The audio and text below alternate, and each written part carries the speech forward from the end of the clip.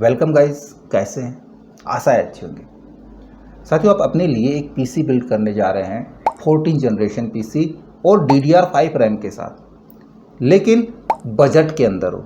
आपका बजट 45,000 से 50,000 या इससे थोड़ा सा कम है और आपको 14 जनरेशन पीसी ही चाहिए DDR5 रैम के साथ, तो कौन सा पीसी बने? ध्यान रहे, मैं इस वीडियो में आपको पीसी बिल्ड करना नहीं सिखा रहा हूँ, मैं आपको पीसी बिल्ड गाइड बता रहा हूँ कि आप अपने लिए कौन से पार्ट परचेज करें कि आपके बजट के अंदर और आपकी चॉइस का पीसी बन जाए।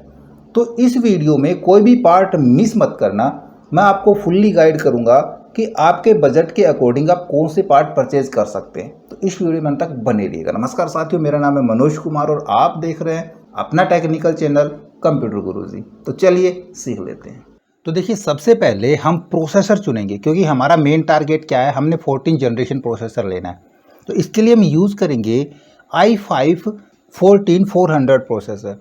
अब देखिए, ये दो प्रोसेसर मिलते हैं, एक तो i5 14400, एक मिलता है i5 14400F। अब दोनों का फ़र्क देख लीजिए। 14400F जो प्रोसेसर है, इसके लिए आपको डेडिकेटेड ग्राफिक कार्ड की ज़रूरत पड़ेगी क्योंकि इसमें डिस्प्ले नहीं आती है और डिस्प्ले के लिए हमको यहाँ पे ग्राफिक कार्ड लगाना ही लगाना पड़ेगा। इसके विपरीत यदि हम i5 14400 लेते हैं तो उसमें इंटीग्रेटेड ग्राफिक्स होते हैं।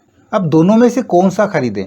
देखो, यदि आप ग्राफिक कार्ड जो एक्सटेंडेबल ग्राफिक कार्ड यदि आप लगाना चाह रहे हैं तो सबसे पहले रेट कंपेयर कर लें।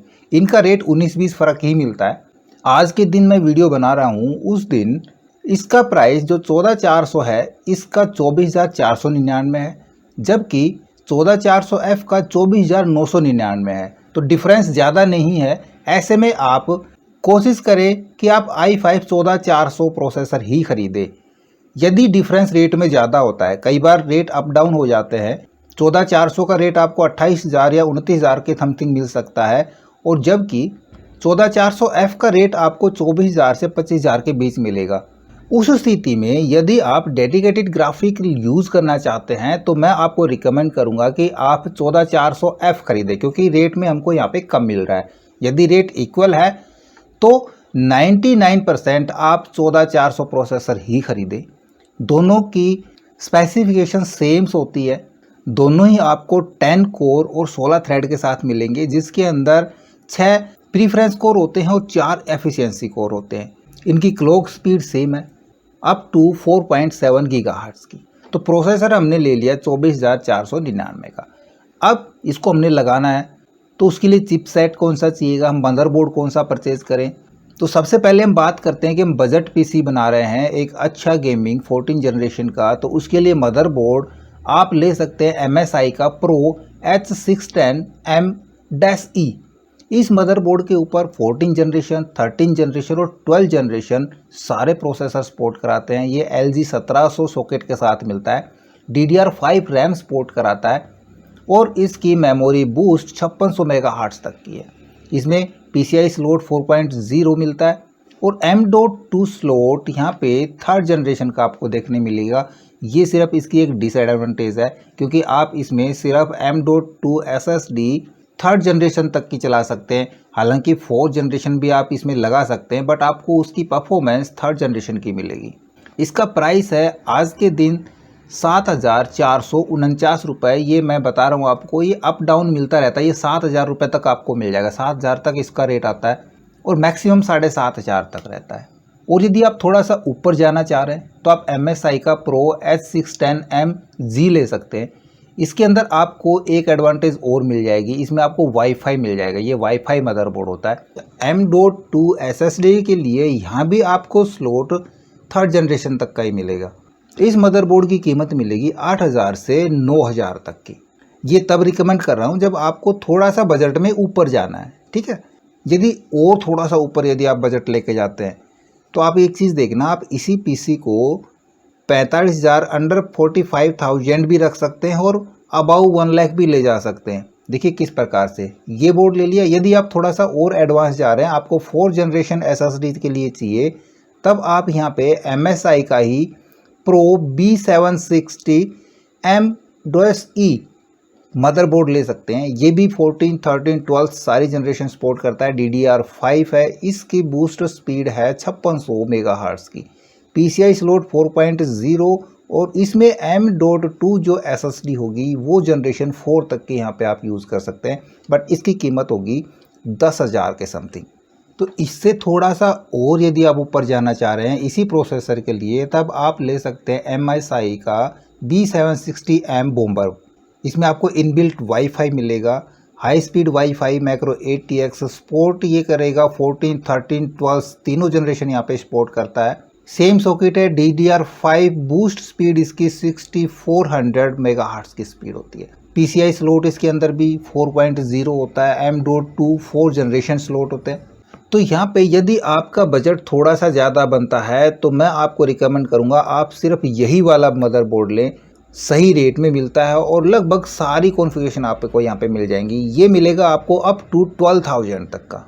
बोर्ड के बाद अब चलते हैं रैम के ऊपर। हम रैम यूज़ करेंगे कम से कम 16 GB रैम।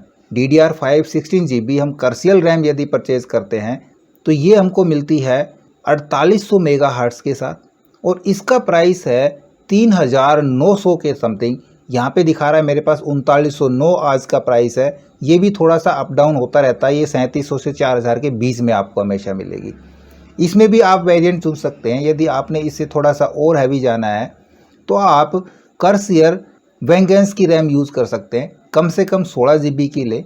और यदि आप अपग्रेड करना चाह रहे हैं कि भाई 16 GB की बजाय 32 GB की आप लगाना चाह रहे हैं तो मैं आपको रिकमेंड करूँगा आप 16 GB की 2 रैम परचेज़ करें, किट ले लें। दोनों के प्राइस सेम पड़ने वाले हैं। तो इस कर्सियर रैम की कीमत होगी लगभग 4000 से 4500 के बीच, और इसकी स्पीड होती है 5200 मेगाहर्ट्ज़।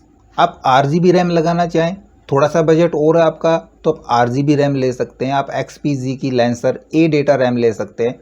16 GB की रैम DDR5 6000 मेगाहर्ट्ज़ के साथ ये आपको पड़ेगी लगभग 5500 के करीब, 5000 से, और ये 5800 रुपये तक के बीच में हो सकती है। तो हम हैवी बजट में नहीं जा रहे, हम एक अच्छा और बजट PC बना रहे हैं, तो हमें यहाँ पे कर्सियल की DDR5 रैम परचेज करेंगे। SSD कम से कम 500 GB की लगा के चलेंगे। SSD के लिए हमने कोई कंप्रोमाइज़ नहीं करना है। हमने एक ब्रांडेड SSD की ज़रूरत पड़ेगी तो उसके लिए हम WD की SSD परचेज़ करेंगे। WD ब्लू SSD हम लेते हैं SN580 PCI जनरेशन 4 की, क्योंकि यदि आप मदरबोर्ड चेंज भी करना चाहें कभी तो हम 4 जनरेशन SSD ले लेंगे। 4000 MB पर सेकेंड इसकी रीड राइट की स्पीड होती है, और इसका प्राइस आपको 3500 नहीं 3600 से और लगभग 4000 के बीच आपको मिलेगा। 3500 की भी मिल सकती है अप डाउन, और आज के दिन आप देख रहे हैं 3899 की है, तो हम इसका रेट 3899 जोड़ के चलते हैं। इसमें भी अगर थोड़ा सा और आप देखना चाहेंगे आप 500 GB में यदि हम WD ब्लैक SSD परचेज़ करें तो ये थोड़ी सी महंगी पड़ेगी, आपको 4500 के समथिंग जाके पड़ेगी। बट इसकी जो रीड राइट की स्पीड होती है वो 5000 मेगाबाइट्स पर सेकंड की होती है। पावर सप्लाई के लिए यदि आप सिर्फ इतने में PC बिल्ड कर रहे हैं तो कम से कम 500 वाट की पावर सप्लाई लें। उसके लिए आप आंट स्पोर्ट की पावर सप्लाई ले सकते हैं, कूलर मास्टर की ले सकते हैं। इनके रेट कंपैरिजन कर ले थोड़ा सा। आंट स्पोर्ट्स VS500L जो पावर सप्लाई है 500 वाट की है ये, और इसका प्राइस दिख रहा है यहाँ पे 2151 रुपये। तो ये आपको 2000 या 1800 के समथिंग भी आपको मिल जाएगी। थोड़ा सा वेट करें, चेक करते रहें, जब रेट डाउन हो तभी हम उसको परचेज़ करें। थोड़ी सी और हैवी पावर सप्लाई लगा सकते हैं, अगर लगाना चाहें तो हम कूलर मास्टर की लगा सकते हैं MWE 550 ब्रॉन्ज, ये अबाउ 4000 पड़ेगी।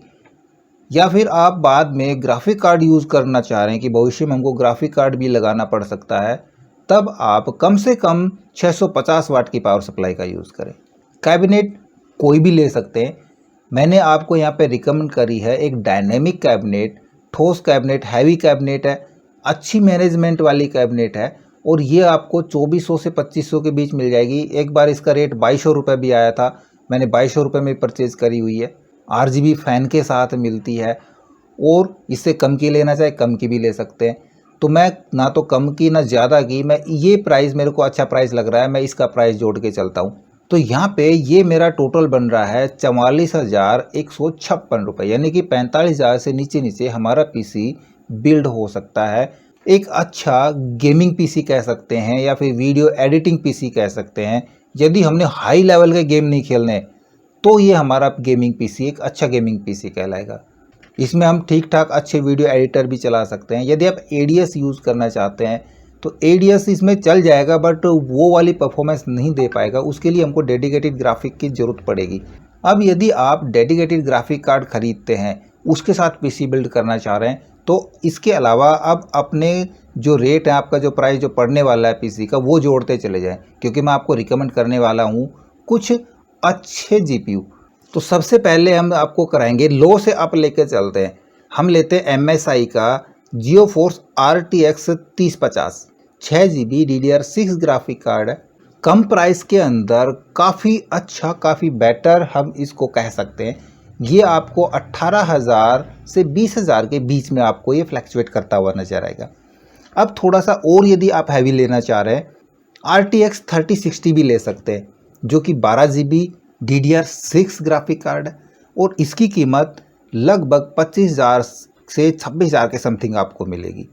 और भी हैवी जा सकते हैं, यदि आपका बजट और भी अच्छा है तो आप RTX 4060 परचेज कर सकते हैं, गीगाबाइट का 8GB DDR6। ये 30,000 के समथिंग आपको पड़ेगा, अप टू 30,000। इससे ऊपर शायद मैंने इसके रेट नहीं देखे हैं।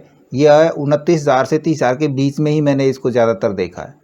रैम को अपग्रेड करा सकते हैं, 8GB रैम से लगा सकते हैं, वाटर कूलर लगा सकते हैं। तो इस हिसाब से आप इस पीसी को 1 लाख से अबाव भी ले जा सकते हैं।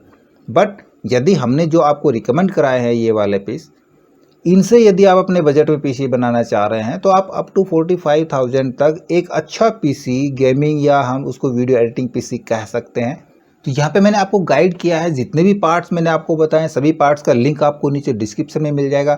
आप वहाँ से जाके इनके प्राइस कंपेयर करा सकते हैं और अपने लिए अपने बजट के अकॉर्डिंग एक अच्छा पीसी बिल्ड करा सकते हैं बिना कुछ सोचे समझे, क्योंकि मैंने सारी स्पेसिफिकेशंस इसकी आपको यहाँ पे क्लियर कर दी है।